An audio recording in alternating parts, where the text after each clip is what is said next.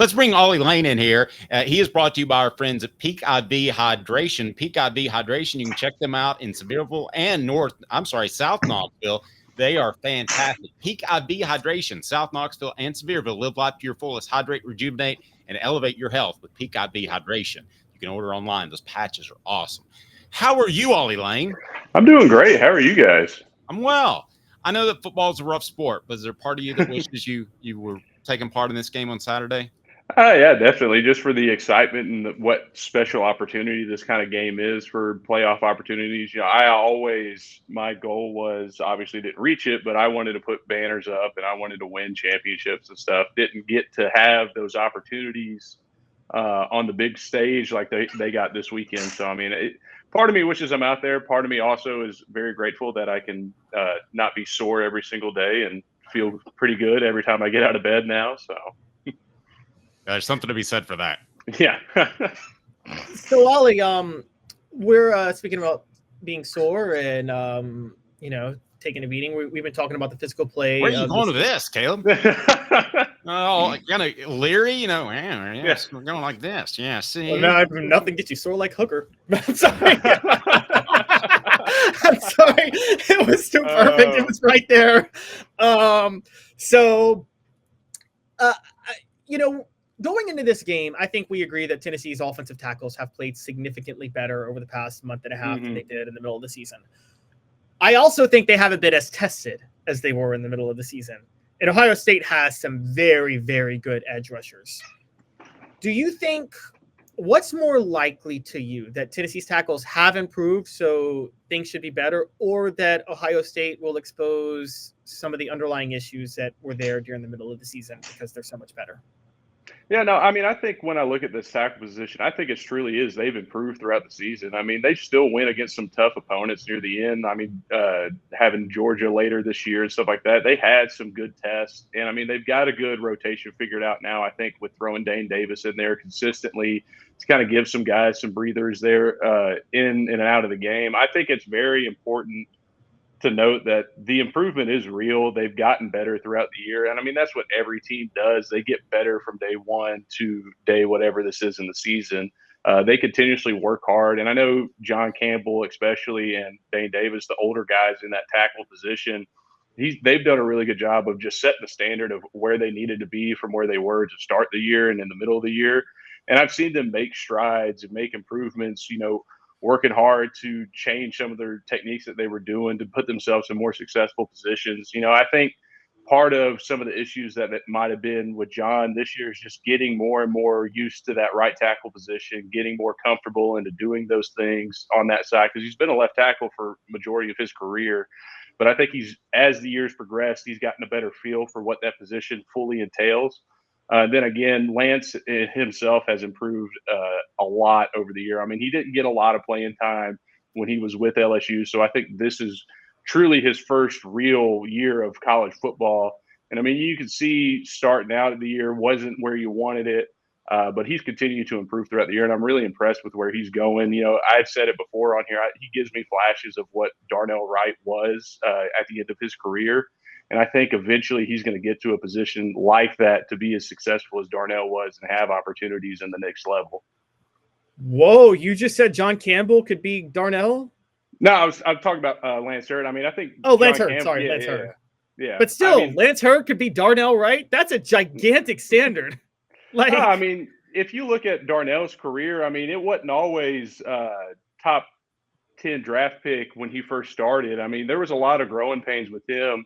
But I mean, his end result was an amazing product. So, I mean, I think we could see the same thing happen with Lance Hurd as well. Especially in the offensive line position, when you play offensive line in the SEC, it's going to take a while to get everything nailed down, what you want to do and what you want to accomplish every single game. It's a hard position anywhere in college football. But I mean, in the SEC, it only gets harder because you're going against the top talent every single year. Yeah. Ollie, when I ask you this as well, I think when I look at Tennessee's offensive tackles, they have played better, but I feel like that maybe we should restate the fact that Lance Hurd did have a significant ankle injury to begin with. Big guys, those are tough to overcome. Yeah, because I mean, the fact is, once you've turned an ankle, it's more preferable to turn it again. You know, people always say it's better to break your ankle than it is to sprain it. Because when you break it, it can repair back faster and stronger than it was when you sprain it. You're just loosening and weakening those ligaments, and they just never really get firm back when you're continually to push through it. So I mean, it's hard, and especially with how they use their tackles, they want them on the move, they want them moving around. It's going to take a wear on you, especially when you get later into games, and that soreness starts to really dial up on you a little bit. But, you know, and I think I'm glad you highlighted that, because I mean, I think that adds some reasoning of why he wasn't as on point as he has been later in the season. I think they found opportunities to kind of give him some breaks, use those bye weeks well to get him in the training room and healed up. I mean, now you've had a couple weeks to just really get everybody back to full health for this big game coming up. How crucial, Ollie, is, you know, we always hear about when you think of blocking, you think pass blocking for the tackles and you think run blocking for the guards. And I think that's even more accentuated in Heupel's offense, because almost all the running plays are just vertical A gaps, right? Like there's not a lot of stretch running plays. How crucial, though, what are some of the things the tackles have to do to make sure the run game is successful for Josh Heupel's system? Yeah, I mean, especially the big emphasis for us in the run game for our tackles is especially on backside, making sure that you're getting your backside cut off. You don't want to have run downs from the backside coming in and knife it inside. They play a really big part in all of our combos, especially on our counter plays. They're the ones that really initiate the double team and decide, or they're the deciding factor on who's climbing up to a linebacker and who's staying. And then, I mean, you've seen them evolve a lot of this A-gap running into still tackle pulls. Majority of the time when we face defenses like those 3-3 stars and stuff like that, they're going to pull the tackles a lot because it creates better running lanes. And, I mean, with us having athletic tackles for the most part, getting them out in space is what some of them are really good at and best for them to do. And, you know, at the end of the day, when they only play 3 defensive linemen at a time, it's not ideal to just leave your tackle backside blocking air. You might as well go ahead and bring him into the fold on the front side and pull around for you. So, okay, so they do have a significant role. Has that been, would you say that even when the pass blocking was not there during the year, did it seem like the run blocking was always there from the tackles? Yeah, and I mean, I've always looked at it in this perspective. You know, run blocking is hardest at guard, easiest at tackle because you're dealing with a little bit smaller bodies. But I mean, you could see the impact that they've had in the run game. Our run game's been solid, and it takes all 5 working together to have a successful run game. I mean, you could say there's more emphasis, obviously, on the interior 3 that get that started. But I mean, it takes a combined unit to get the amount of yards that they're getting to give Dylan Samson the year that he's had. You know, it takes everybody working as one. And it's a lot of coach speak, but I mean, it's true, especially when looking at just the offensive line. You need a unique, united 5 to really get things done that you want to. And I mean, it spreads into the passing game as well, because I mean, everybody's got to work with everybody, make sure your eyes are in the right spot, reading the right things. Everybody's pushing out or coming back in. You got to have everybody dialed in together. You can't have just, you can point out where the important parts are on a play, but I mean, if all 5 are not doing their job on a certain play, it only takes one, and that play is a blown play. So I'm going to ask you a fun question, since we talked about playing on a sprained ankle. What's harder, playing on a sprained ankle? What would you rather do? Put it this way: play on a sprained ankle, or be a tackle blocking for the Bears right now, depending whether it's Justin Fields or Caleb Williams playing quarterback? Oh man, that's a pretty interesting question. I don't know. I feel like I mean, you'd probably make more money playing for the Bears right now than playing on a sprained ankle. Well, okay, which job is harder? Which job is harder? Okay. Say you're Darnell Wright. Say you're Darnell Wright. Yeah. Would you rather, if you're Darnell Wright going into this Sunday, would you rather have a sprained ankle or block for a different team? I don't know. I mean, I'd probably rather play on a sprained ankle, I guess. That's such a shot at Caleb Williams. But I don't know. There's a lot of what ifs in different directions, but Cooper said something recently on the Vol Report with Cooper Mays, brought to you by City Heating and Air Conditioning. Integrity matters. 50 years in East Tennessee, cityheatandair.com. He said, you just really love blocking for Dylan Samson. Now, that's not to say that when somebody else is back there, it's like, I hate blocking for this guy. You always want to do your best. Yeah. But what is it about blocking for him in particular that is enjoyable to an offensive lineman? Yeah, because I mean, it's just his character and his personality, and the man that Dylan Samson is just an incredible person. And I mean, you want to see him succeed. He's a guy that comes in with the same energy every single day, does his part in motivating everybody. If a juice level's low, he's the one that's bringing the juice up, getting everybody excited, making sure that they're focused in. He's become a true leader on that team, and when you got a leader, especially at running back, he's there to help the linemen as well. I mean, I'm sure he's helping them out and like telling them what he needs, the linemen telling them what they need from him. And, it's always special when you got a back that's just going to run and hit the hole that you create for him. There's a lot of times, especially in how the game is today, there's some backs that want to bounce around, try to find the perfect spot. But I mean, it takes a real dedicated and true back to just say, all right, this is the hole that it's designed for. I know this is what my offensive line has created. I'm hitting it full speed no matter what. And I mean, that takes it to a next level of what a run game can be. And I mean, then again, just at the end of the day, Dylan Sampson's he's a great human being. He does it right every single time. Everything that he does it right. And it reflects onto other people. And so, I mean, when they say they love blocking for him, it's because they love blocking for him, but they truly just love the man that he is. So, Ollie, expounding on that, Dylan Samson runs really hard. There's obviously two types of running backs. There are running backs that they embrace contact and they run hard right into it. And then there's running backs that'll run out of bounds because they're protecting themselves. As an offensive lineman who, you guys are taking a beating every day to help pave the way for these guys, I'm not saying you try harder or less hard, but does it make you feel more wanting to block hard for a running back that's at least willing to try to take the same beating y'all are taking? Yeah, for sure. I mean, I want to see our backs go in and throw their body around with reckless abandon, and especially doesn't get highlighted as much. But I love watching a film when we see linebacker blitz and then we can catch the linebacker or our running back just lays them out. Those are like some of the best things because they're throwing themselves out there to protect the quarterback, the same that you're doing every single play. And then, I mean, when they go out there and they are striving for the extra yards, the extra efforts, the pad +2. That it really benefits the offensive lineman because that's less time you got to be out on the field because you're gaining more yards. It looks better on us because the more rushing yards we get, that's a direct reflection of how good the offensive line's playing.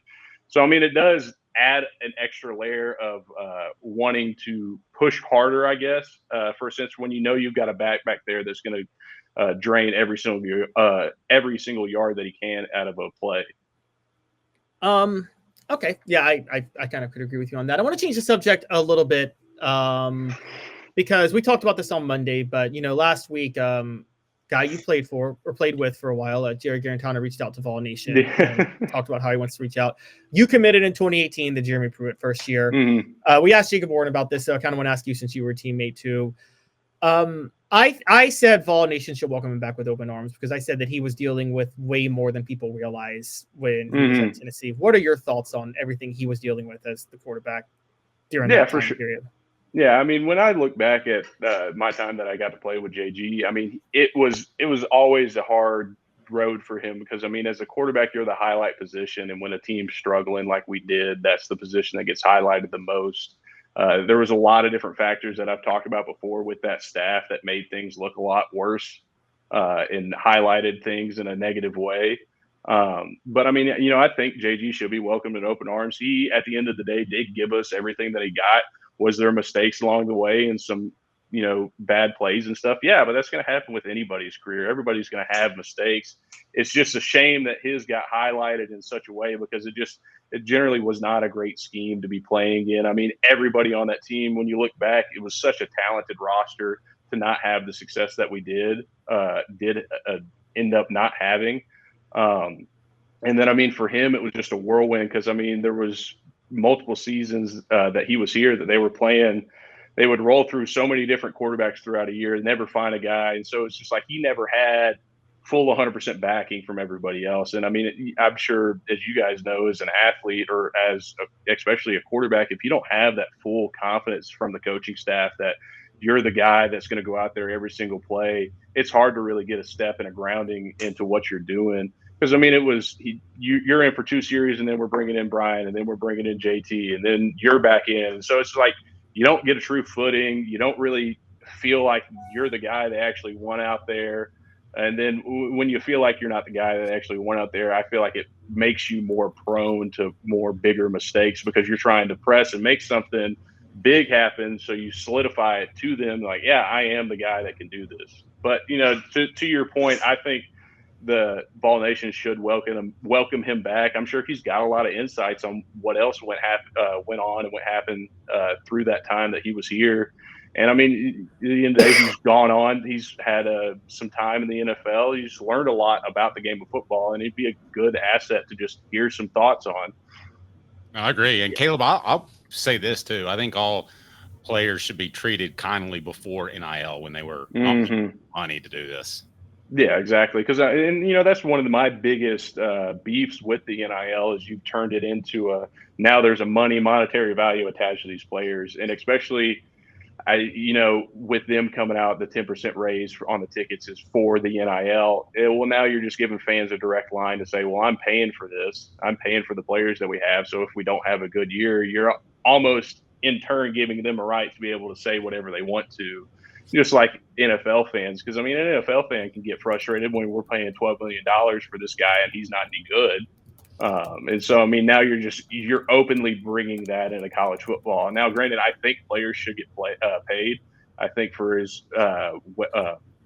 how much money these programs make and just college football as a whole makes throughout a year, there's no reason the players should not get a piece of that. But that's just some of the things that open up that can of worms when you let those things into college football. Yeah. So, go ahead, Caleb. Sorry, Ali. Yeah, I just wanted to add a comment on it, and it's funny you bring it with JG. You talk about instability in the scheme. I mean, the guy played for 4 offensive coordinators in his first 4 years at Tennessee, and the only time he had his offensive coordinator return was the COVID shortened season. And I think you can attest to there really wasn't a lot of time that year to really develop an offense, was there? No, there wasn't, because I mean I think it was Vanderbilt was the first SEC school to close down, and it was like we just finished our first spring practice, which was just helmets. And then they call us in for a team meeting and say, hey, we're closing down campus. Everybody's going home. You can't come to the complex. And then, I mean, that lasted until right up until about fall camp started. And so, I mean, you only had a month to get ready for a season that was then shortened to 10 SEC games, which every other conference is not the same as the SEC. And so when you're playing 10 games and that's your season against the hardest opponents in the conference, it's not a lot of fun. And then, I mean, you got games that got postponed. I mean, we ended up playing Florida in like December that year, super late. And it was just, I don't know, when I look back at it, I think they should have just they ended up even saying the year doesn't count. Everybody gets that year of eligibility back. I think it was a waste of time for us to play at the end of the day. And obviously it didn't look good because we only won 3 games that year. So it makes that team looks awful. When in turn, when you look at that roster again, that roster was talented. Those rosters under Pruitt staff were very talented rosters. Because I mean, you see some of those guys in the league today making big plays like Trey and Jawan and Palmer, all them, Alante Taylor. I mean, they're out there making plays in the league every single week, and so I mean, that could have been really talented teams, but just like I said, the scheme and stuff just wasn't there. And I mean, the outside factors that 2020 season, just it was pointless to even try to play a season that year. No, agree with that. Anything else, Caleb? Nope, I'm good. Ollie, fantastic stuff as always, buddy. We will talk to you next week. You got a score prediction for the game? Yeah, I think I've been riding around somewhere 28-24, 31-28. I got us winning. I think we're going to have a really good fan showing from everything that I've seen on Twitter. They've got the path for the goalpost already from what I've seen. It will be cold, but I don't know how much the cold's going to affect us. I mean, we've played in cold temperatures before. And I mean, for Ohio State, they're not used to really playing night games. So, I mean, that might be a factor for them as well. So, I mean, I think it's going to be a very interesting game. I think it's the best game that's in this first round matchup for matchup, talent versus talent. And so it'll be exciting to see what takes place. But I always got to take my balls. So, yeah, I think Tennessee wins this game. We'll have our picks coming up a little bit later. But I find it interesting. And one of the things we were going to dig into with you, but we didn't have time, is just, do you think Tennessee is going to skew the way of going this 2 tight end set look, or do you think they'll more skew what they traditionally did with 3 receivers look? I don't know. I mean, I think with the 2 tight end look, especially against some of these non-conference games, will put you ahead in some ways just because you're putting more size against teams that generally don't have the size to match up against the SEC. So I think that's a benefit there that they could potentially look at to use. I'm sure they're going to use some of their more traditional stuff as well because it's a big game. You want to run what works for you in the past, but I think that's something that they should get into because, like I said, the size difference is real between the conferences, and I believe that it will play a big part in this game. Yep. Great stuff, Ollie. We will talk to you soon. Be well, sir. All right. Sounds good. Appreciate y'all. Have a good Christmas. Thank you. You too. Merry Christmas. Ollie.